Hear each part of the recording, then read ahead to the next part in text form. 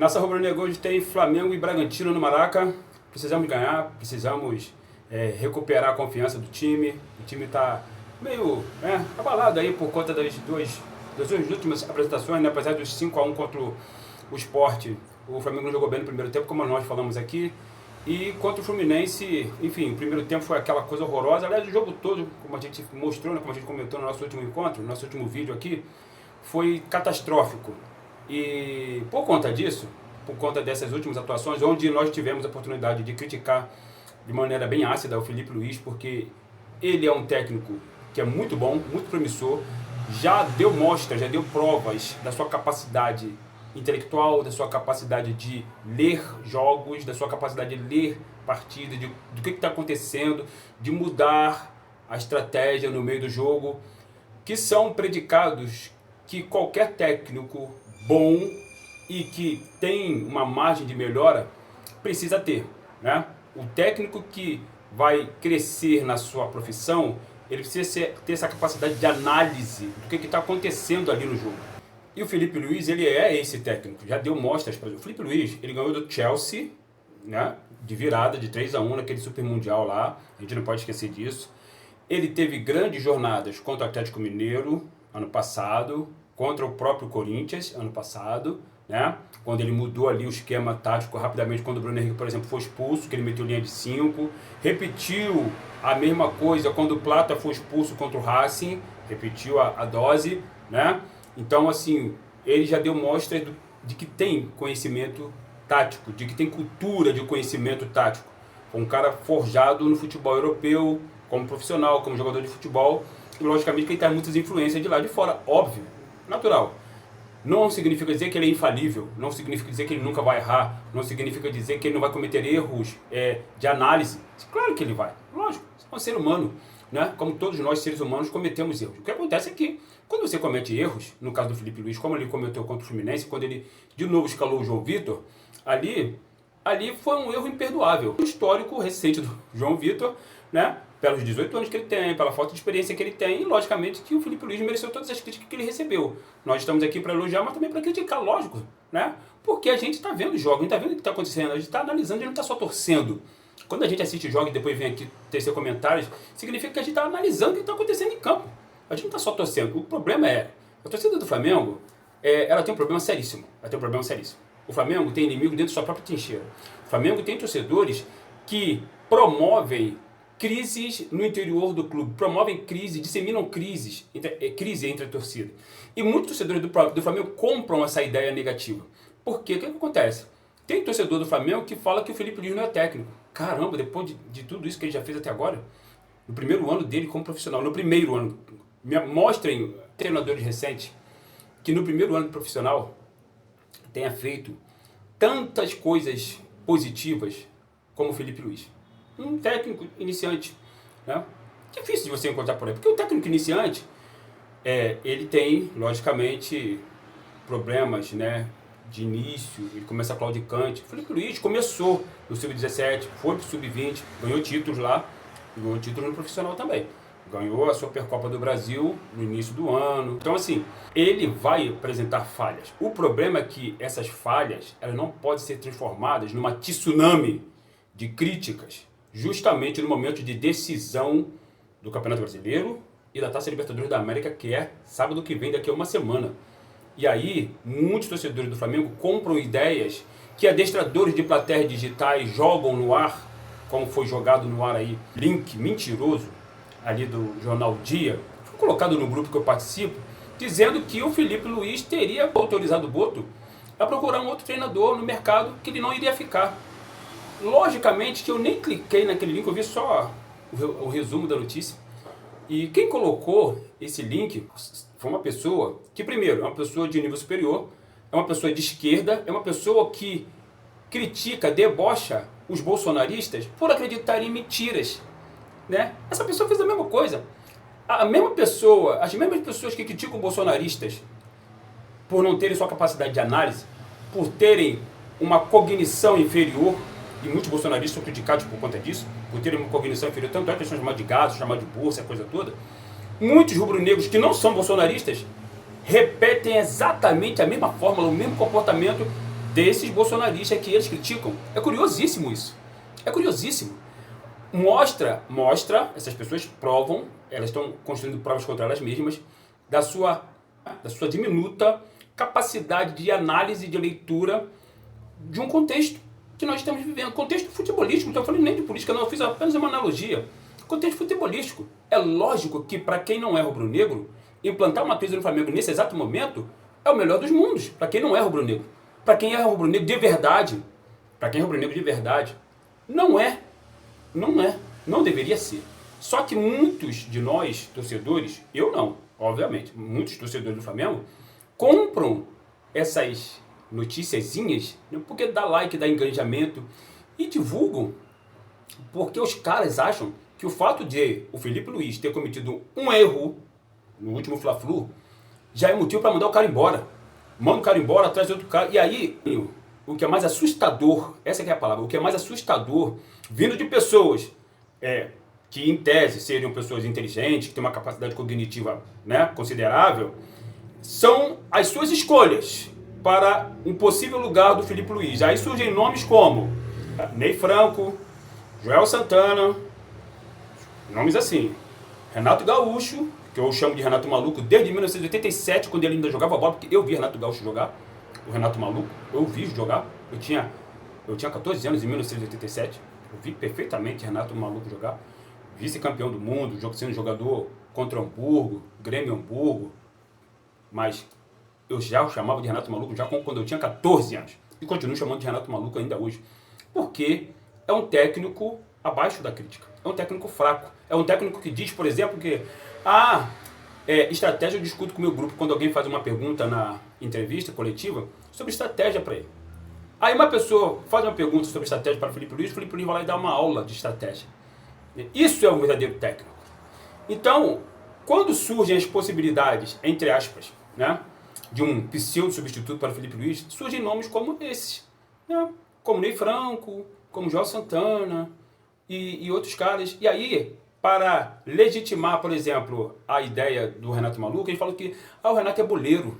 Boleiro para mim é quem faz bolo, família. Boleiro ou boleira, para mim, é quem faz bolo. Porque as pessoas até, inclusive, repetem falas de jornalistas que estão na crista da onda da mídia burguesa.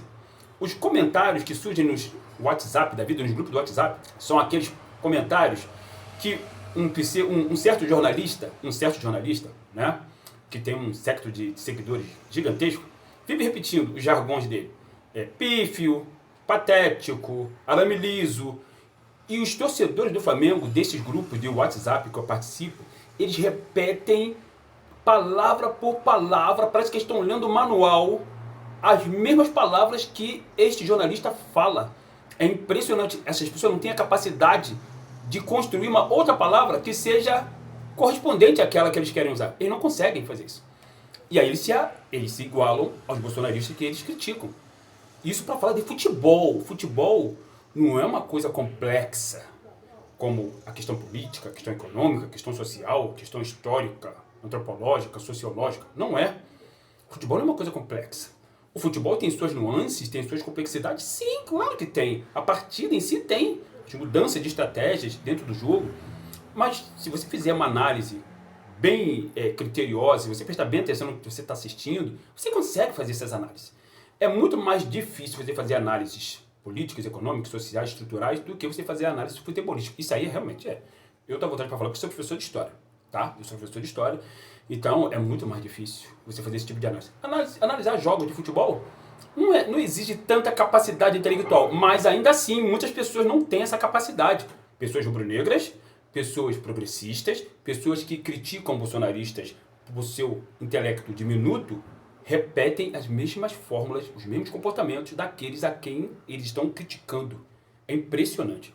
Então, hoje, o Felipe Luiz continua técnico do Flamengo, felizmente para nós, porque ele é o melhor técnico desse país, é o melhor técnico da América do Sul, e vai se tornar em breve um dos melhores técnicos do mundo, porque ele não vai ficar no Flamengo muito tempo, é óbvio que ele não vai ficar. Né? Ganhando ou não Libertadores, claro que ele vai ganhar, vou torcer muito para que ele ganhe. Ganhando ou não o Campeonato Brasileiro, logicamente estamos na torcida que ele ganhe, ele vai ganhar, né? Estamos torcendo muito e tem todas as condições disso. o Felipe Luiz ele vai continuar ascendendo na carreira. Ele não vai estagnar, como muitos estagnaram e não estão no mercado hoje. Né? Leão, Oswaldo de Oliveira, Vanderlei Luxemburgo, Mano Menezes, Luiz Felipe Scolari. Esses caras aí, que são rapidamente, né, lembrados quando se fala em substituição de técnico, esses caras ficaram para trás, galera. Esses caras ficaram para trás. Eles não quiseram evoluir. Porque o futebol muda. A ciência muda. E eu não estou falando de ciência, estou falando de esporte. Embora exista a ciência dentro do esporte. Lógico que existe. Lógico, né? Existe a fisiologia, existe a medicina. Ciência dentro do esporte. É óbvio que sim. Existem análises de dados. Existe uma metodologia de trabalho. O Felipe Luiz é um cara que é adepto de metodologias. É um cara sério, é um cara trabalhador, um cara workaholic. Mas apesar de ser um cara workaholic, ele está sujeito a erros. Como qualquer ser humano está sujeito a erros. Workaholic ou não. O que nós temos que fazer é fazer as críticas pontuais em cima dos erros quando o cara comete erro. Agora, não repetir jargões, né? Que é isso aí de jornalistas, porque isso aí mostra que a pessoa realmente ela não tem capacidade de pensar por si só. Ela apenas repete como papagaio de pirata. Eu já tive a oportunidade de falar para alguns amigos meus exatamente isso. Falei para eles, na cara deles, vocês parecem um papagaio de pirata. Vocês repetem palavra por palavra exatamente o que os adestradores de plateia digitais, eu chamo essa galera de adestradores de plateia digitais. Né? Muitos jornalistas consagrados, mas são adestradores de plateia digitais. Tem um que é o Mor, eu chamo de adestrador Mor. Né? É o cara adepto das palavras fáceis de colar, né, no nosso vocabulário. Né? E ele é o adestrador Mor. Mas tem outros adestradores por aí, no YouTube, no jornalismo esportivo, que adestram mesmo seus seguidores, e seus seguidores falam exatamente o que esses adestradores falam. É impressionante. E aí, agora falando de uma questão sociológica, num universo onde você tem uma grande quantidade de pessoas da classe trabalhadora, por exemplo, tá? Que são facilmente adestrados, politicamente falando, não jornalisticamente dentro da questão esportiva falando, politicamente falando, é gravíssimo isso. É gravíssimo. Né?